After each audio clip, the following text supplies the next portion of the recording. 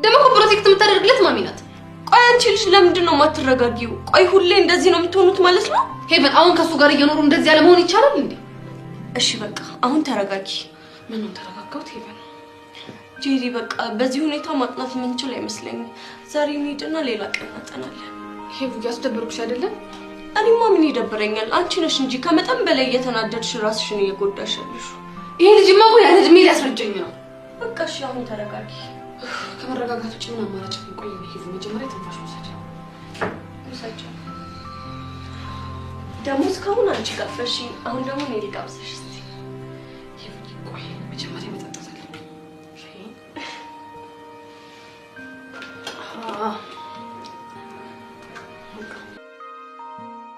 ወይኔ ጂል በአባቴ ፊት እንደዚህ ያገርጠኝ። እኔ ግን ሳስበው ጄሪ ማክቤልም ሚስ አንደርስታንድ አድርገሽው።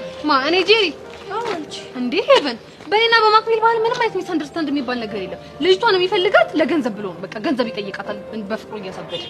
እኔ የምለው ቆይ እሷ የግል ትምህርት ቤት የምትማር ከሆነ የት ነው የሚገናኙት? ሄቨን አይገርምሽም? አባትየው ምን የመሰለ መኪናና ሹፌር ቀጥሮ ትምህርት ቤት ወደ ቤት ያመላልስ ሲላት እምቢ ብላ ገገመች። ለምን? ይሄንን ምን ችለ ማግኘት ነው? ይገርምሻል ሄቨን ልክ ፌርማታቸው ላይ ሲደርሱ ማለት ነው እሱ ኮራ ቀብረር ጀነን ነው ይጠብቃታል። ልክ እንደ ወንድ አክት ያደረገባት ማለት ነው። እሷስ ደግሞ ተወርድ ነው እሽኩን ትላለች ቤብ ምናምን እያለች። ምን ያስቅሻል? ቃላቶችሽ ናቸው። ደግሞ ምንድነው እሽኩን? እኔ ምን አውቃለሁ ብቻ የሆነ ትርጉም አላቸው። አይ ጄሪ እንደውም እንደሚሻልሽ። ሄቨን ግን እንደው ዝም ብለሽ ታያለሽ። እኔ ጄሪ በነፍሱ ነው የምጫወትበት። ደግሞ ምን ልታረጊ ነው? እሱን አሳይሻለሁ። እንግዲህ እናንተ መጨረሻ እስከማይጓጉ። መጨረሻችንማ በደንብ ነው የሚታወቀው። ግልጽ ነው።